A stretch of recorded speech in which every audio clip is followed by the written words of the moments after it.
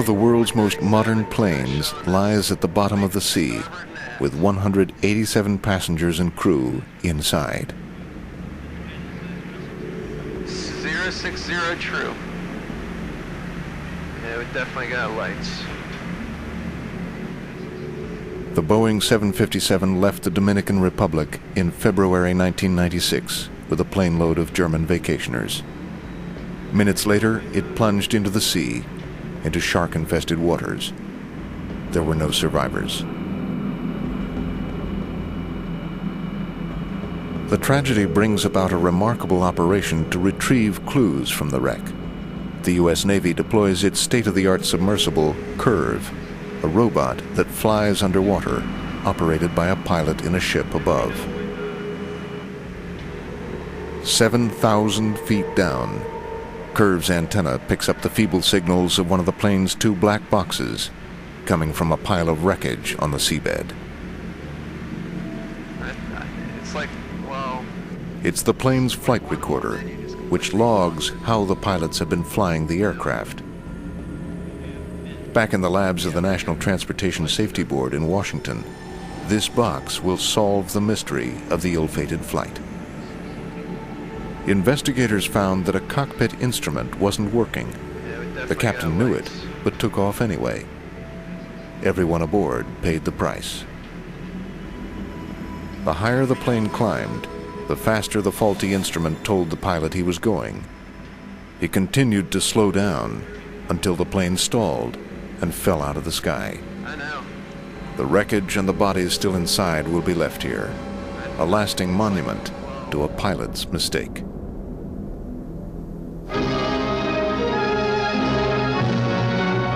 A tragic plane crash for Britain.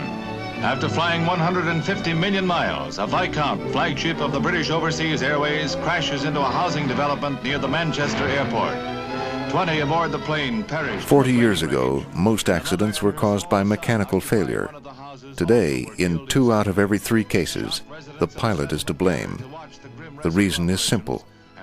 Planes can be redesigned, but not humans. And in the pressurized atmosphere of a modern aircraft, a hot temper can be a fatal flaw. Service throughout Europe, and Britons devoutly hope it will be the last.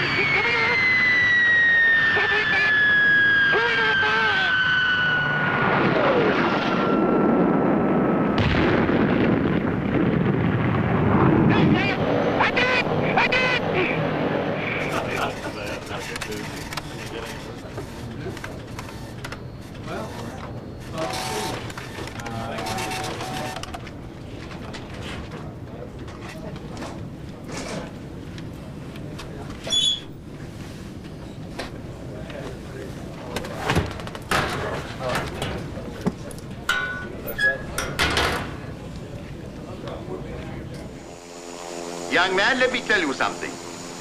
In the air, I am responsible for this aircraft and the lives of all on board her.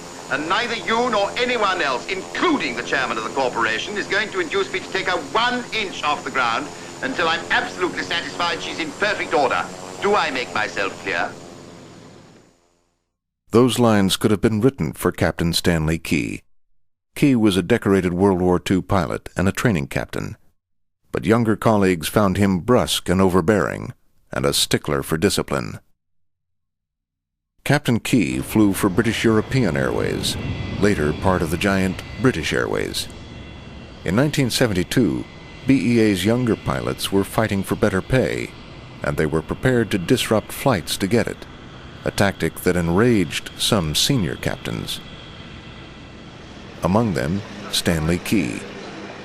On June 18, 1972, Key had a furious quarrel with a junior pilot. A witness called it the most violent argument I have ever heard. Key himself was still fuming an hour later when he left to pilot a flight to Brussels.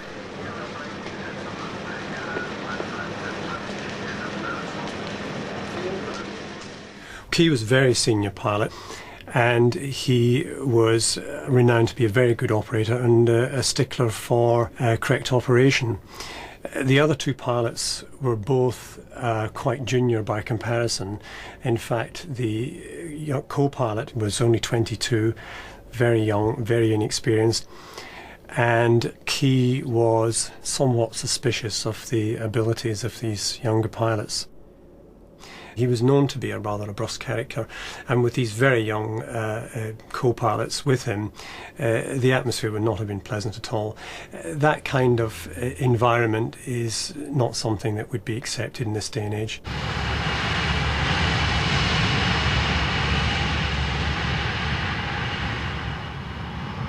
As the BEA Trident took off that Sunday afternoon, the atmosphere in the cockpit was poisonous. Investigators would later find hateful graffiti scrawled on the tray table of the junior pilots seated behind Key.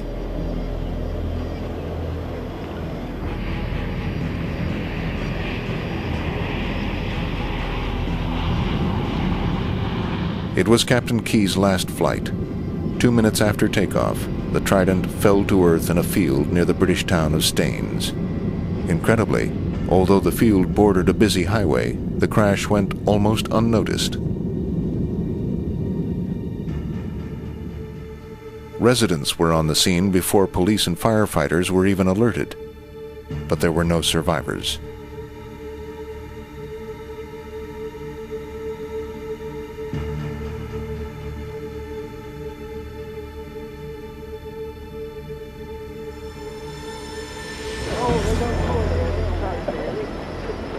News of the crash spread quickly on radio and television. Traffic was jammed as hundreds tried to get a glimpse of the carnage.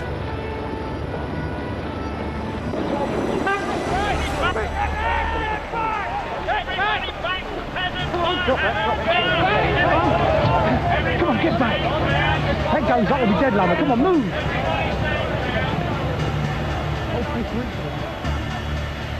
It was my first major accident that I'd seen, and being what I call a Trident man, it was, and knowing the crews, it was very horrific for me initially, and then it became an interesting job trying to decipher what had happened.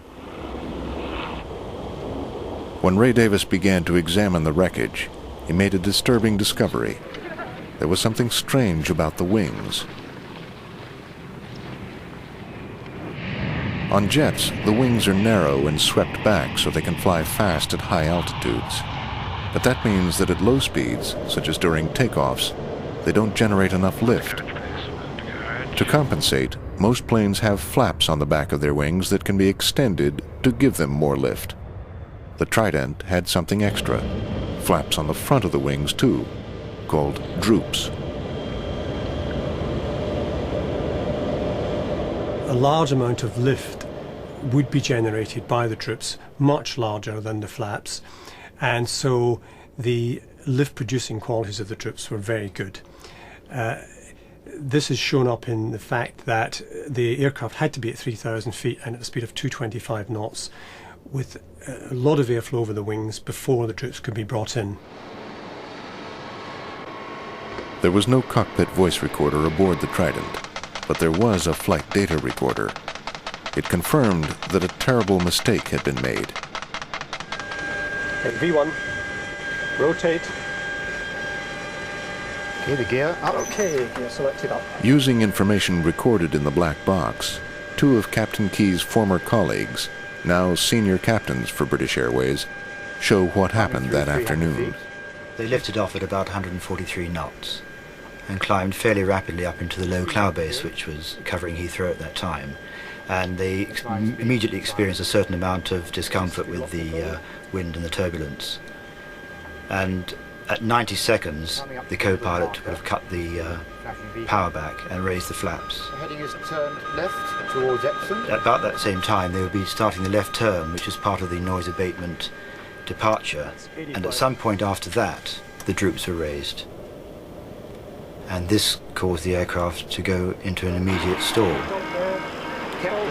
When this droop lever was moved 60 knots too early, there would have been immediately several warnings go off followed by a stick shaker which warns the pilots by shaking the control column that they were imminently about to stall the aircraft. Immediately afterwards they had a stick pusher, which is a second level of protection.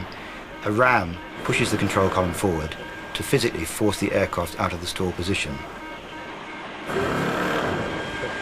Somebody on that flight deck must have then decided that what they were getting was a false stick push situation, because the stick push was actually dumped. There's a lever at the back of the console.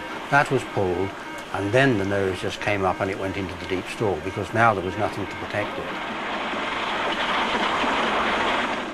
And it is very easy to look at the graphs of the flight recorder and say, why didn't they do that, this, why didn't they do that? When it happens in real time, there is, in fact, very little time for anybody to recognize anything in a dynamic situation like that. There was a whole cacophony of sound and light going on, all at once, totally unexpectedly. The noise continued throughout, as well as the flashing lights, and the confusion must have been enormous. How could such an experienced pilot have made such a blunder? Or did he? With no cockpit voice recorder, investigators could only speculate. Then, a discovery. The pathologist called in by the Accident Investigation Branch began performing post-mortems. Looking at the captain's coronary arteries under the microscope revealed that he had severe coronary artery disease. There were clearly some changes which were acute changes in the form of hemorrhage into the wall of the coronary artery. Now that hemorrhage could have occurred a few hours before his death, but it's unlikely to be longer than that. Now we're unable to say whether it killed him or not. It is possible that it did lead to his death or unconsciousness or merely incapacitating chest pain. Maybe Key, distracted by pain, barked out the wrong command, which was instantly and fatally obeyed. Maybe he pulled the wrong lever himself, but no one dared question him. Maybe he died in his seat at the critical moment. A cockpit voice recorder could have given the answer. This was the one thing which was the pity, that this was the accident where we really did need a cockpit voice recorder. The flight data recorder will tell you what happened.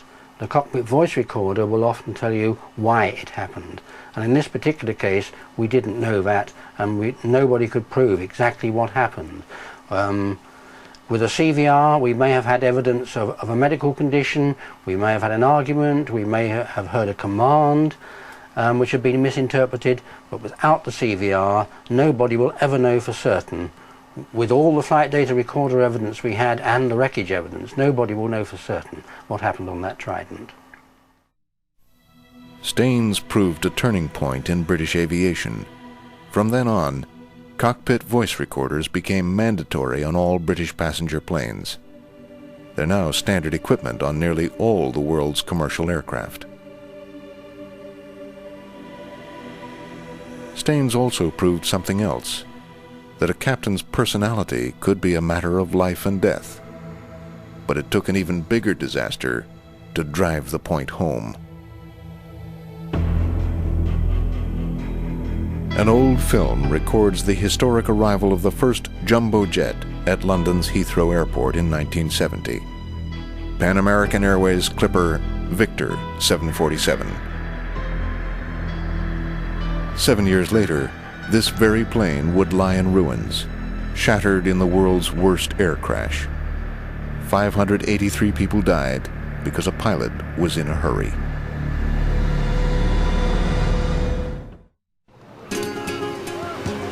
The island of Tenerife in the Canaries. Its beaches lure sun-starved vacationers from all over northern Europe.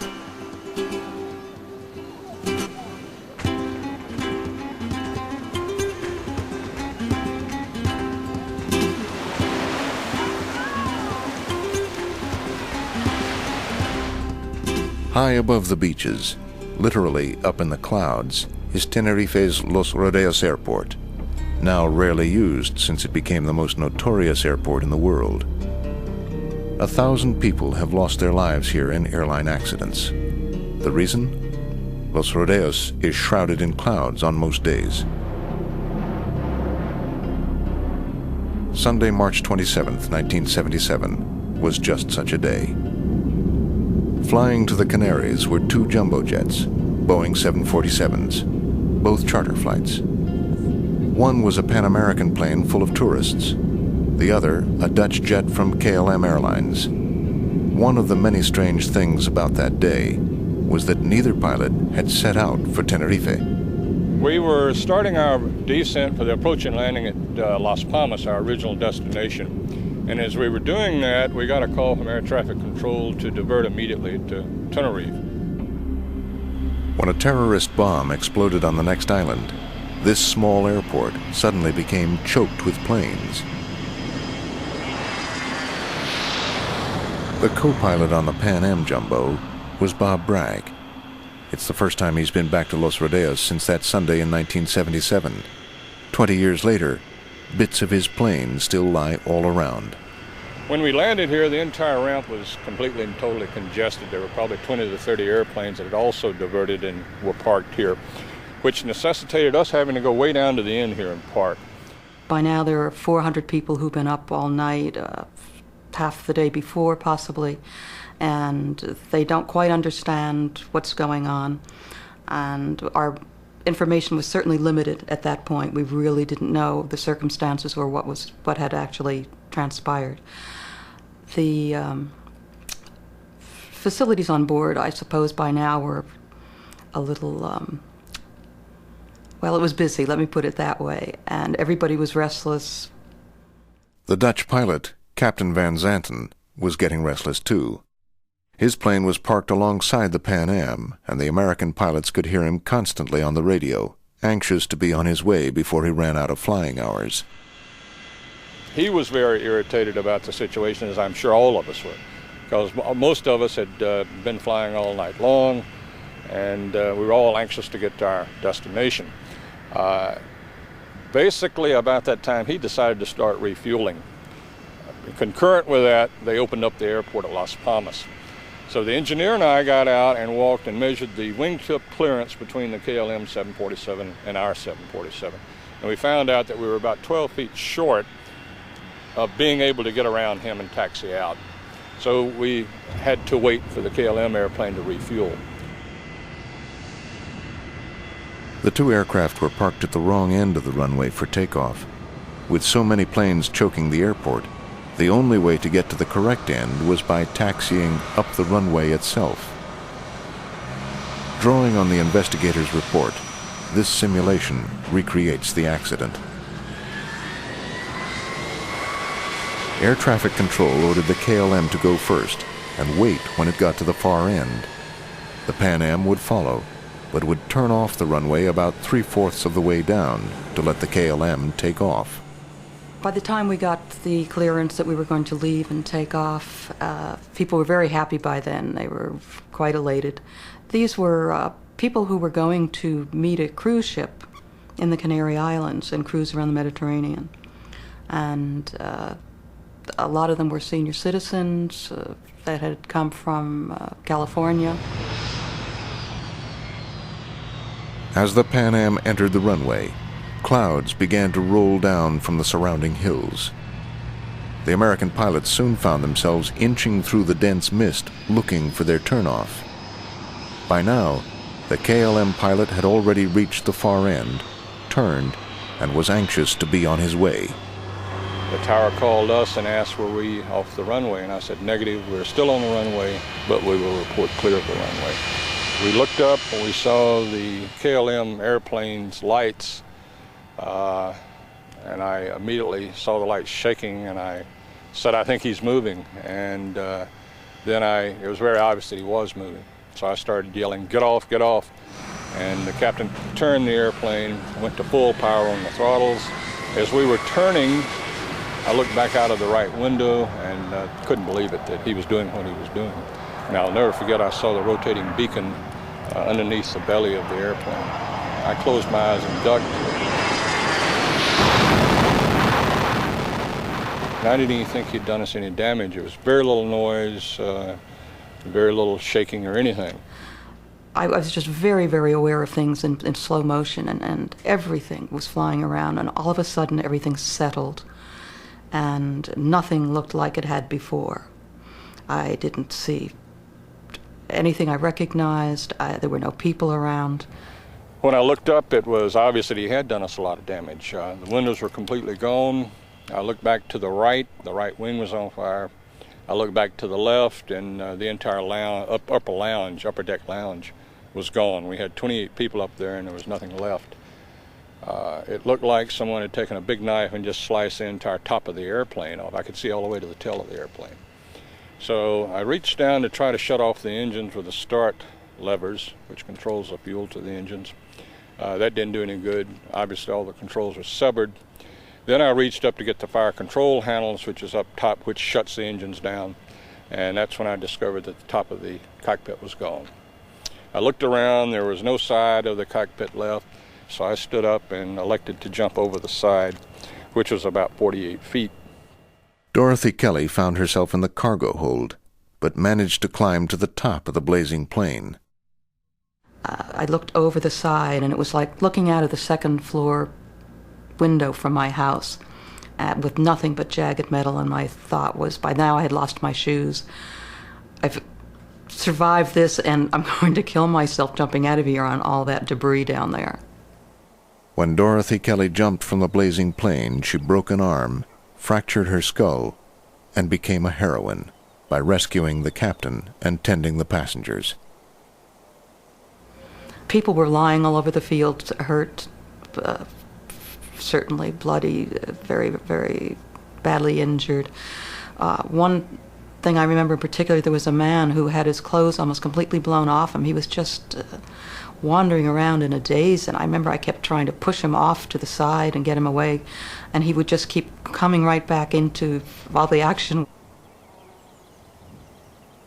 People were just banging in at the windows and shouting. I mean, you could hear shouts, screams from inside.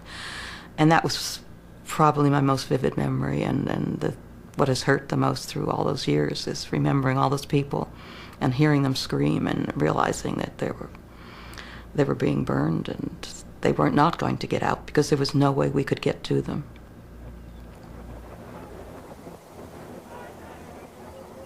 Tenerife remains the world's worst air disaster. 583 people died.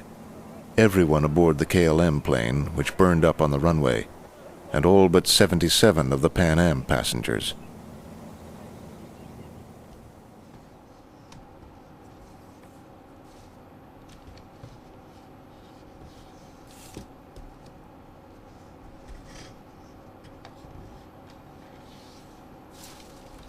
Paul Roysch, one of Pan Am's senior captains, helped investigate the crash. Among the records are the charred instruments from the Pan Am jumbo jet. The day after the disaster, Roysch arrived in Tenerife with other American investigators. Their first job was to listen to radio messages between the air traffic control tower and the two planes. Right away, Roysch heard something that grabbed his attention. There was a point at which you could not tell what the KLM first officer was saying. And we asked that that be played over several times. It was obvious that the man was under stress. His voice changed its timbre. It became tremulous. It was slightly shaky, and his words were blurted out rather than spoken clearly. And that was a benchmark. That caught our attention right away. I believe that the first officer's voice changed because he saw something happening in the cockpit that shouldn't be happening.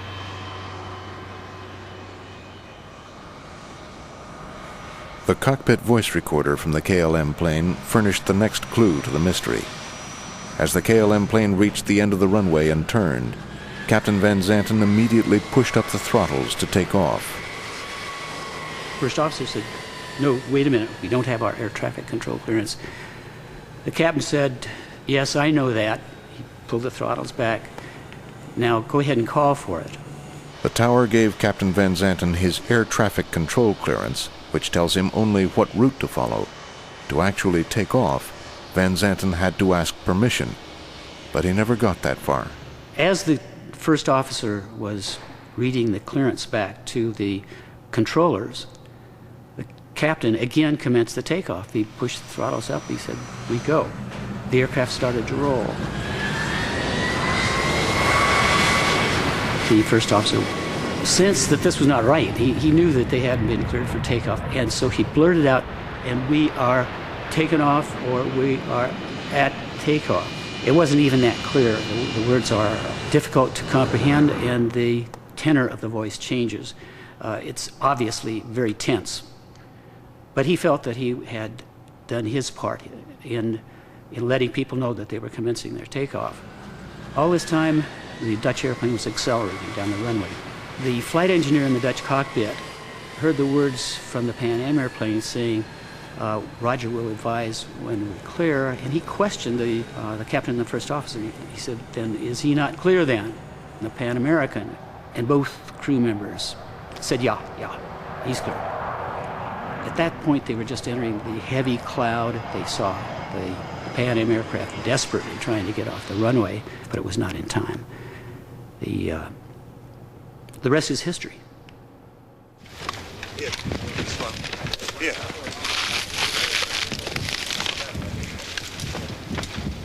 Computer. Where is that located? Let's take it here. Yeah, let me take a look. I just want to know where it's located to get a feel. Just to see if it's close. Under international regulations, the investigation was conducted by the Spanish, but both the Americans and the Dutch were allowed to take part. That's the cell car. The investigators soon reached different conclusions. That is in that area as well. That's right. That and the fuel flow check. The Dutch were, in my opinion, searching for something to fasten onto that would divert the blame from their own countrymen. Mainly, I believe they tried to pin the blame on the air traffic controllers. To some extent, they tried to pin the blame on the Pan Am crew. The stakes were high, not only for KLM, but for their most famous captain, Jacob Van Zanten, the very pilot whose face stared out of the KLM ads. Captain Van Zanten was a pilot of great prestige in KLM. He was a top instructor pilot. In fact, he was so well regarded in KLM that it's my understanding when the Dutch officials or the KLM officials first heard about this accident, they tried to find Van Zanten to ask him to come down and be part of the investigation team. Unfortunately, of course, he wasn't available. The Spanish investigators ruled the accident was caused by the Dutch captain taking off without clearance, a basic error caused by his anxiety to get on his way. But a Dutch board of inquiry absolved Van Zanten and placed blame on a simple misunderstanding with air traffic control. The pilot thought he had his clearance. Paul Reusch blames the turbulent personality of Captain Van Zanten. He was a difficult man to contradict, especially for a junior pilot such as the first officer on this flight. He did have the courage to stop him once when the captain first started the throttles up, but I don't think he felt he could get away with it again.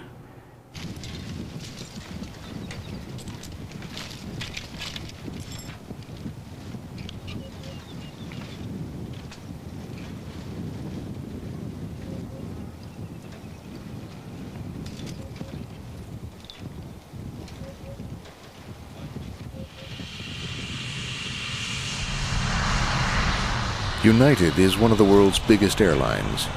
After Tenerife, the buzzwords around here became CLR, Cockpit Leadership Resource. Every airline now has its own such program, costing millions of dollars. And a couple things that kind of facilitate... Professors are telling pilots how to get along with each other and with the flight attendants, once seen as second-class citizens. The idea was greeted with some skepticism. And then we finally got into the CLR concept a couple of years ago. For the pilots, you guys have been going through CLR since when? And when I went through CLR, I thought it was the biggest bunch of hooey ever to come down the pike. I've since changed my mind on it.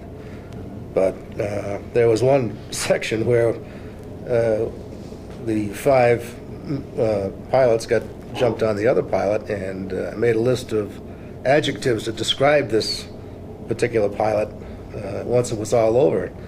And I had a list of about 25 adjectives to describe me that my compatriots had given me, and I took it home and showed it to my wife, and she went down the list and she said, "Oh yeah, oh yeah, that's you, Yeah. Wow."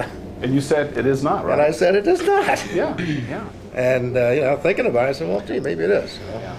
There was a lot of resistance. There was a feeling that the few guys that really need it won't get anything out of it. And I think there was, although I think everybody, after having done it, felt that everybody could get something out of it. The most I ever heard from a captain was coffee, cream, and sugar, type of thing, and that was your communication in the beginning. Now it's, you get communication of what the flight's going to be like, turbulence, the length of time, if you need any support or need any help, I'm there, to where you now feel like a group instead of the cockpit's here and the flight attendants are back here. Looking back years ago, I think that door between the cockpit and cabin served more purposes than just to divide those two areas. Yeah. I sort feel of a psychological barrier, perhaps? Yeah, exactly. Yeah. But I don't feel that anymore. Okay. This is a mock evacuation after an emergency landing. Pilots see firsthand the tough part of a flight attendant's job. Through training like this, airlines are trying to weed out the kind of behavior that kills. But no one can say for sure if this program saves lives. Meanwhile, pilot error remains the cause of 70% of all airline accidents, a figure that's rising.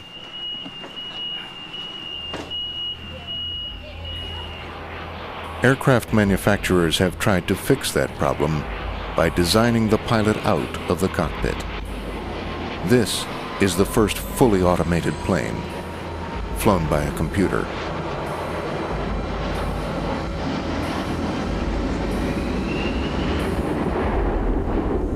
Oh no, oh no, oh no, oh no, oh no. On January 20th, 1992, a TV reporter in eastern France heard rumors of a plane crash in the mountains nearby. While officials pondered what to do, the journalist displayed remarkable initiative. He found the plane and the survivors by literally following his nose. We saw hundreds of military, gendarmes, firemen waiting, just doing nothing, waiting in the buses, in the cars, in the trucks. And we asked for information, and nobody was able to tell us anything. There was a smell of fumes, of kerosene fumes. So we decided to go in the forest, just following the smell. And just a few minutes later we heard some voice calling, and we discovered the survivors around the fire. They were badly injured, for some of them, and asking desperately for rescue. It's the main thing I can remember. Every minute somebody was asking for rescues. When are they coming? When are they going to help us? Ici, il y a des blessés. Vite! On n'en peut plus!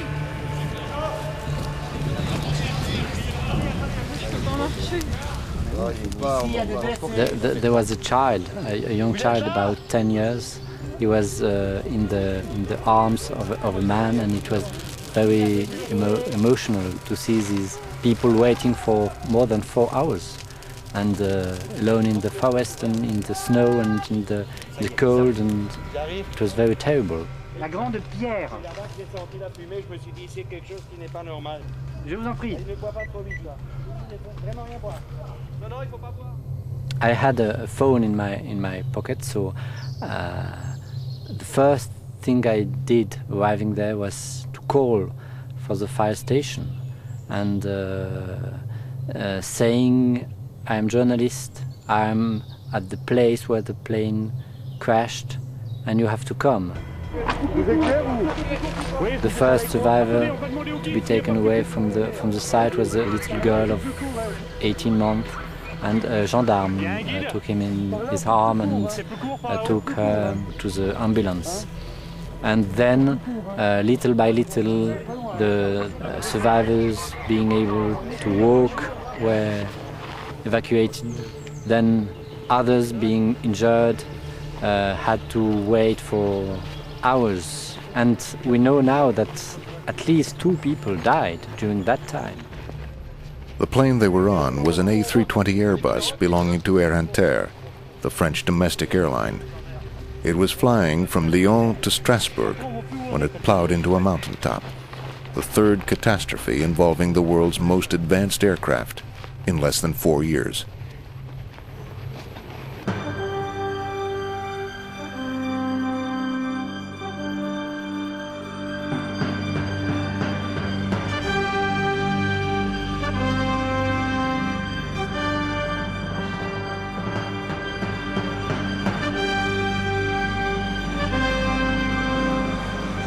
The A320 was revolutionary. Unveiled in 1988, it was the first civilian fly-by-wire aircraft. Traditionally, a pilot had direct control over his plane through cables or hydraulics linked directly to his control column. But not in the A320. The pilot would feed instructions to a computer, and it would fly the plane. The pilot would then just monitor the computer. 80 knots, thrust set.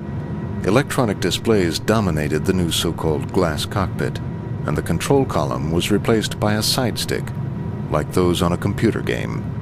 V1, VR, Computers were cheaper. V2. They saved 1 man in the cockpit and could manage fuel more efficiently. And they were safer. They would review the pilot's actions and block what they considered dangerous maneuvers. For the first time in aviation history, pilots had no longer an undisputed and direct access to the flight controls of their aircraft, but were dependent on what the construction engineers programmed into the software of the steering computers. The manufacturer defined what pilot input would be adequate and safe. And this design philosophy was the first step to the elimination of the pilot. All the new American jets now flew with the cutting-edge technology of the A320, but it aroused suspicion among traditional stick-and-rudder men. Heino Caesar, Lufthansa's chief safety pilot, was unimpressed by the computerized controls, especially the so-called side stick. And the pilot can place his hand on that stick, and he can't feel how the autoflight system is steering his aircraft. Boeing, much more conventional, pilot-centered, still puts the old-fashioned control column between the pilot's legs, and he doesn't have to look at his artificial horizon, he doesn't have to look at his instruments, he just places the hand on the control column, and he looks outside or talks with the stewardess or talks with somebody else or something like that, and he knows just by placing the hand on the control wheel exactly what his aircraft is doing. Everything. And in these advanced aircraft, you can't feel it anymore. You are restricted to your highly claimed optical channel. You have to pick up everything optical. You can't hear anything, you can't smell anything, you can't feel the thing. You have to look at some instruments. A strange series of incidents followed, involving the computer doing things the pilot didn't expect it to do. The first took place at an air show in France, with a plane flown by Air France's star A320 pilot.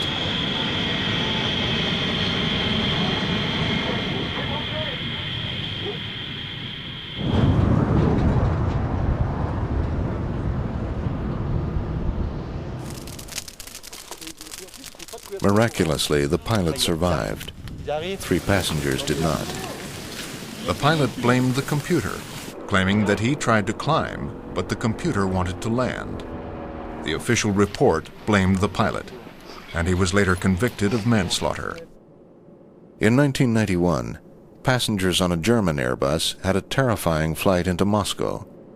A computer simulation of what happened was made by investigators from the plane's flight recorder. The pilot was told by the Moscow tower to go round, to abort his landing and try again. In such circumstances, the computer is programmed to put the plane into a steep climb. Too steep, thought the pilot, and he tried to push the nose down. The computers pushed it even higher. As a result of this tug-of-war, the official report concluded the plane almost came to a stop in mid-air. Despite 4 terrifying stalls, it landed safely.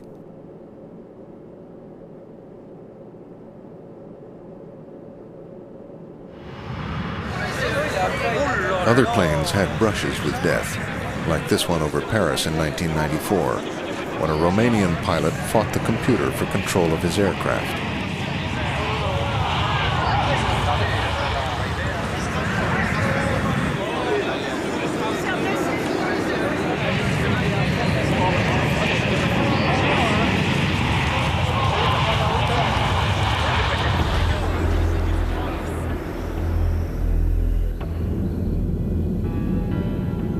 On the night of January 20th, 1992, an Air Inter A320 was approaching Strasbourg over the mountains of eastern France.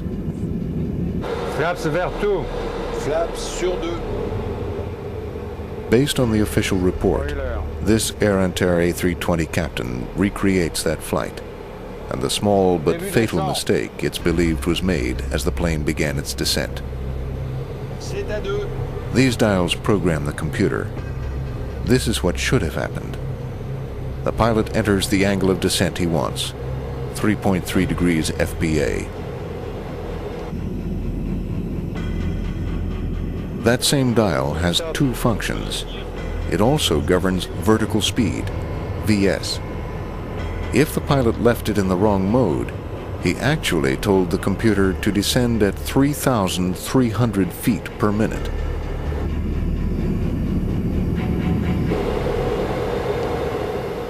Well, it's difficult to pick up that kind of an error from the displays that are available now. There is a label about which mode you're in, but it's hard to see. You're not used to looking at that. Eventually, the mismatch will produce surprising effects in the airplane's behavior. The rate of descent will be higher than you expected. But if you're busy at that time, or if the flight crew is not working together as well, some other factors are happening. You may have a delayed detection of that unexpected aircraft behavior. And these things can happen very fast in an aircraft.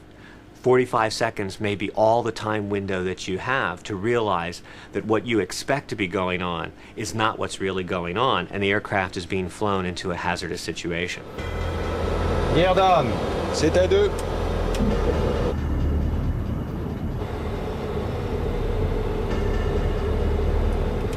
Je prépare les phares sans les mettre.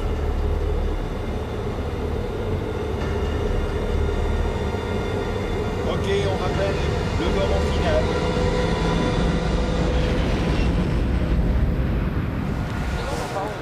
"87 people died in the crash of the A320. Only 8 survived. Automation seemed to only compound the problem of pilot error. Pilots were having trouble deciphering their strong but silent partner in the cockpit.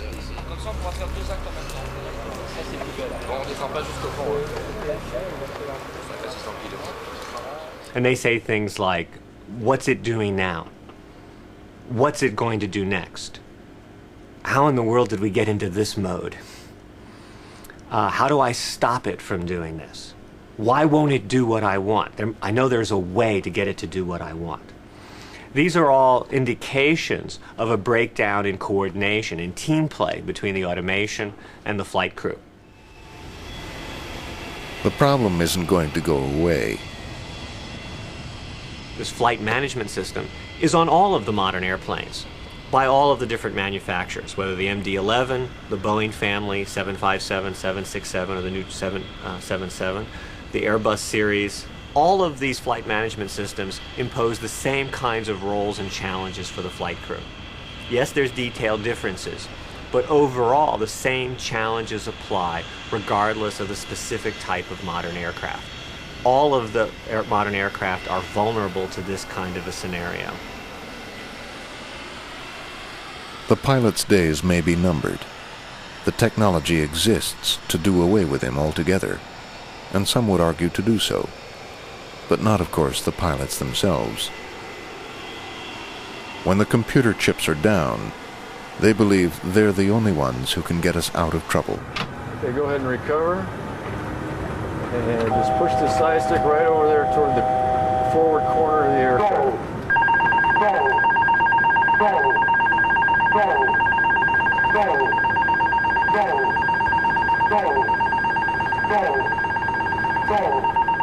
It is absolutely wrong to judge a man in the cockpit as the absolute weakest link.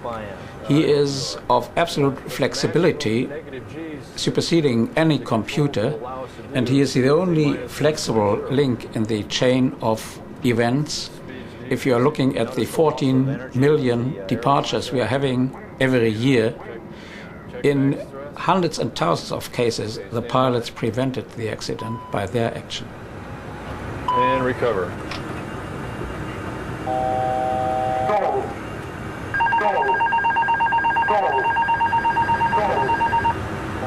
Okay, excellent. And only in very, very few cases they failed.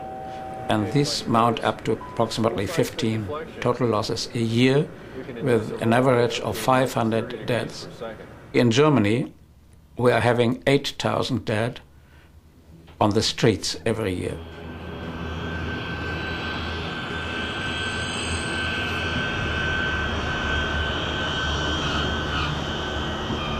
Air travel has never been safer. The number of people killed in accidents is about the same now as in 1947, despite a 1,000-fold increase in air traffic. And that's largely thanks to the air crash detectives. We may come to look back on this as a golden age. In 10 years, our skies will be so crowded, experts fear that twice as many people may die in crashes.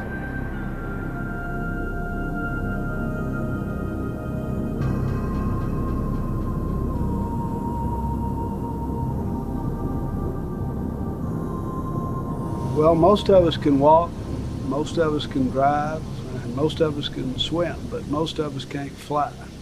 And I think there's always will be a fascination with flight. And there is just, I think, with the average person, that little sinking feeling in their stomach when they're at 30,000 feet and they're not in control. And so I think there's a fascination there. And there's a strong interest that this world that we've joined together through aviation, that we can keep it together by having people feel comfortable that they can get on an airplane any place, anytime, and fly safely from point A to point B. And we do an excellent job ensuring that when accidents do happen, we investigate them thoroughly, be sure they don't ever happen again. One comforting thought: if you boarded a jet at random every single day, it would be 26,000 years on average before you were involved in a major crash. And even then, the odds are you'd survive.